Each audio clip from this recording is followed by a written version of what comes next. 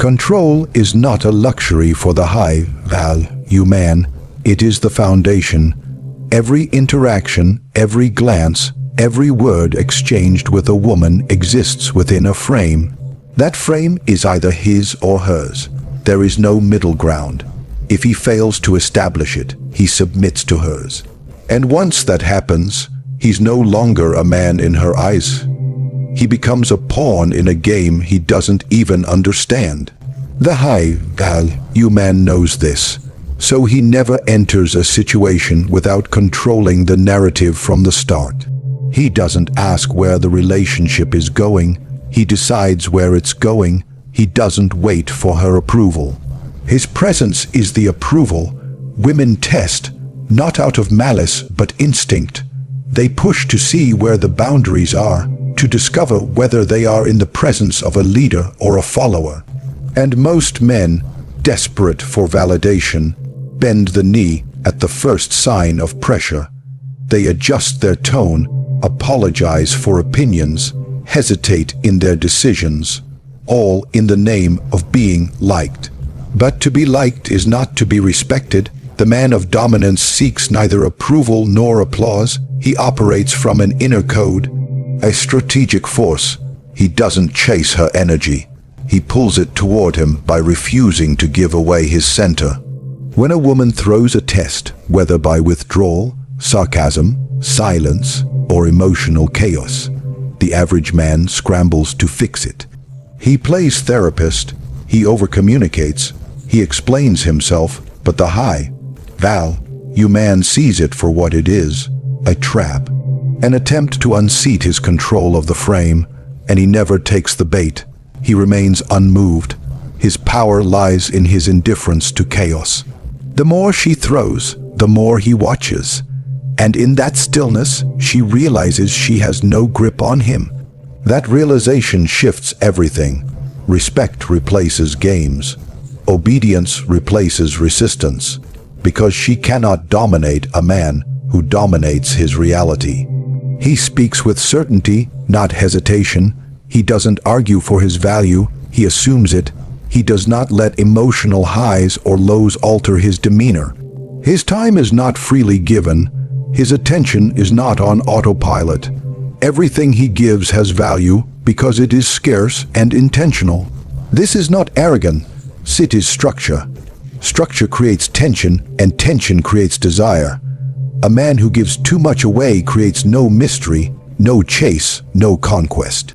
But the one who makes her work for his attention, who allows her into his world only by merit, holds the frame.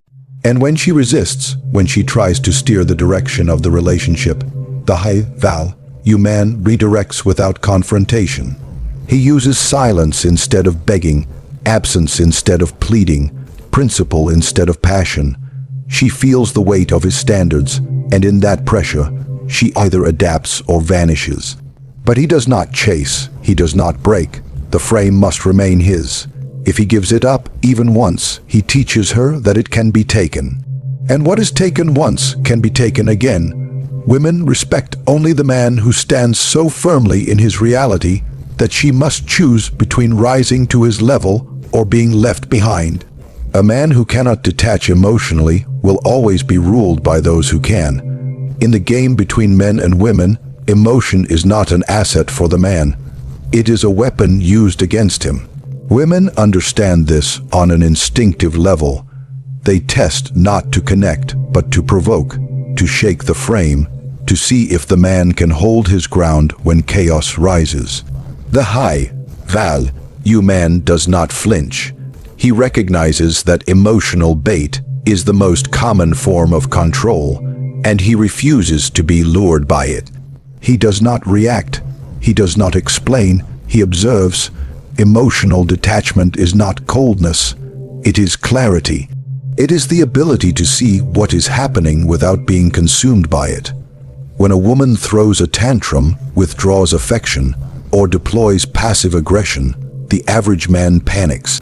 He thinks he has done something wrong. He scrambles to fix her mood, to restore harmony, to be accepted again. But in doing so, he forfeits power. He makes her emotions the center of his decision. making, and in that moment, she knows she owns him. The high-value man sees emotions as signals, not commands. Her anger is information. Her silence is a message. But none of it dictates his course. He doesn't chase her approval through emotional compliance. He knows that once she can move him emotionally at will, she controls the game. So he remains unmoved, not because he is indifferent to her, but because he is loyal to his own equilibrium. He doesn't shout. He doesn't plead. He holds the line. When she expects chaos, he delivers stillness. That contrast disorients her. She can't provoke what refuses to be provoked. She will accuse him of being distant. She will claim he doesn't care. These are tactics, not truths. She is pulling emotional levers, hoping one of them triggers guilt, fear, or desperation. But he recognizes the pattern, and because he is detached, he doesn't fall into emotional debt. He doesn't feel obligated to react just because she demands it. His time, his energy, his presence are earned, not extracted through emotional manipulation. This is power. And power is seductive. The more she fails to provoke him, the more curious she becomes. The man who is detached does not respond to tears with weakness. He responds with judgment. Are the tears genuine or a tool? Are they coming from vulnerability or from strategy? He sees beneath the performance. His detachment gives him the vision to read motives, not just emotions.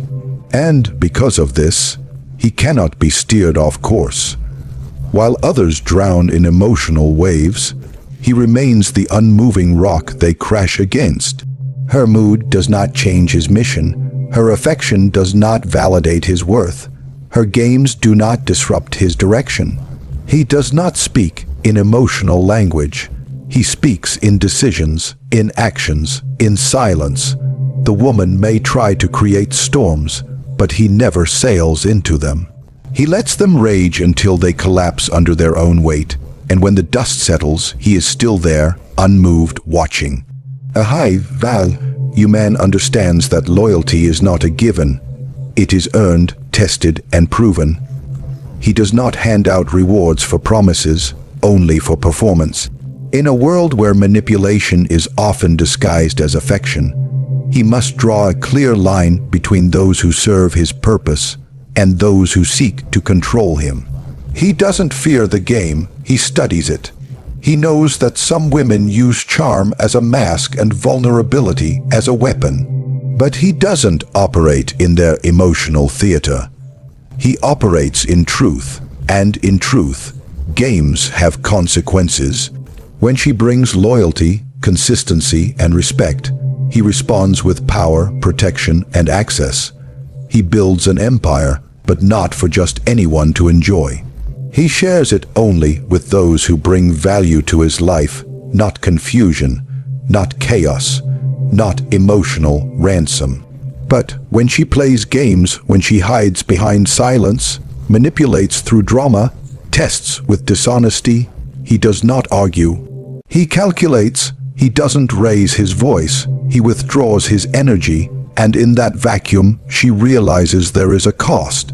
Manipulation may work on weak men, but to the high-value man, it's a disqualification. He rewards with scarcity. He punishes through distance. He never begs for respect because he already commands it. When she lies, he doesn't demand the truth. He makes her irrelevant. When she tests him, he doesn't dance. He exits, not in rage, not in theatrics, but in certainty. His loyalty is a currency, not a charity. And anyone who tries to counterfeit it gets cut off without warning. There is no warning shot when a man of value enforces his standards. The lesson is in the absence. To the high-value man, punishment is not about revenge. It's about re-establishing order. Games are tolerated only once, if at all. He does not reward chaos with attention. He does not feed instability with engagement. He teaches through silence, and she either adjusts her behavior or she fades into irrelevance. Because he knows something most men don't. The moment you tolerate manipulation, you become its victim. The moment you negotiate with deceit, you legitimize it. And the moment you reward games, you invite more of them. He studies her patterns, not just her words. He watches what she does when she doesn't get her way. That's when her real nature is revealed. Loyalty isn't proven when everything is easy. It's revealed when pressure is applied. And the high-value man creates that pressure by standing firm. He does not bend to emotional blackmail. He does not reward disrespect. He lets her feel the weight of his absence. And in that weight, she sees what she took for granted. If she returns with humility, with truth, with changed behavior, he may consider re-engagement, but it is never guaranteed. Because once a boundary has been crossed, it is marked. He remembers, not out of bitterness, but as a record of strategy. A man who forgets manipulation will fall for it again, but the man who remembers, who records every test and tracks every tactic, cannot be fooled twice. He plays the long game, and in the long game only truth survives. Mystery is not decoration, it is a weapon. The man who speaks less, reveals less, and moves without broadcasting his intent is the one who holds power. In relationships, predictability is the enemy of influence. The moment a woman feels she can map your behavior, forecast your reactions, or predict your every move, she loses tension, and with it, attraction. A high-value man understands that mystery creates curiosity, and curiosity breeds obsession. He gives just enough to hold interest, but never enough to be fully known.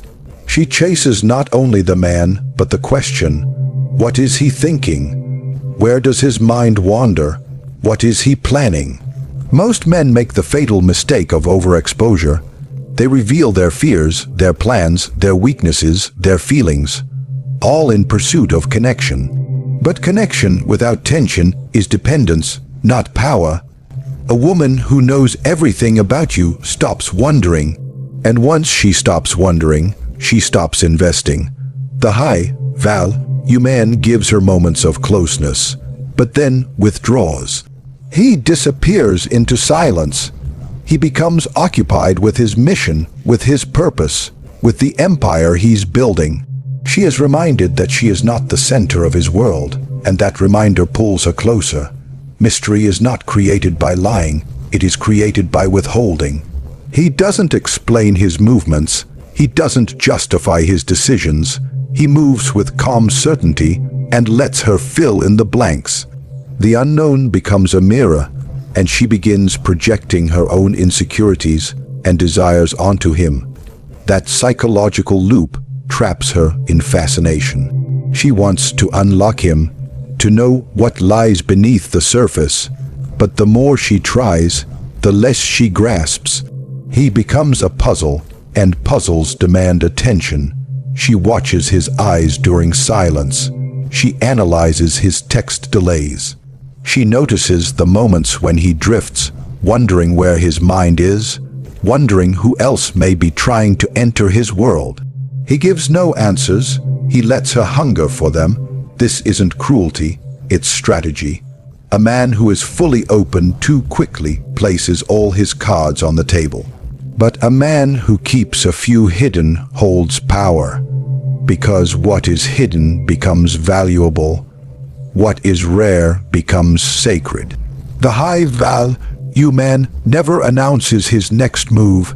He may be planning to elevate her role in his life, or planning to walk away entirely. She never knows that ambiguity forces her to behave at her best, to maintain respect, to avoid missteps. Because uncertainty breeds discipline, she cannot relax into control when she doesn't hold it. And in that space, he maintains the upper hand. Even when he speaks, his words are calculated. He answers questions without full exposition. He shifts conversations away from the personal and into the philosophical. the abstract, the strategic. He is not reactive. He does not explain his past in detail. He reveals only what benefits him. The rest is left in shadow, and that shadow becomes her obsession. Not because he demands it, but because he withholds it. She cannot dominate a man she cannot define. She cannot control what she cannot predict. Power is not found in who desires most, but in who needs least. The high-value man understands that the root of his dominance lies in his options, not in any one woman, not in attachment, not in emotional dependency. He is never trapped because he never overcommits to anything that can be taken from him. He may enjoy the company of a woman, but he is not bound by it. He may value connection, but he does not worship it. His identity is never built around another person. It is built on his mission, his discipline, his freedom. The moment a man becomes obsessed, he loses leverage. Obsession clouds judgment. It creates blind spots. It invites compromise. A woman can sense when a man has made her his center, and the moment she senses that, the game changes. Respect is replaced by control. Desire is replaced by convenience. The dynamic shifts, and the man finds himself negotiating for attention, seeking validation, and tolerating behavior he would never allow under normal conditions.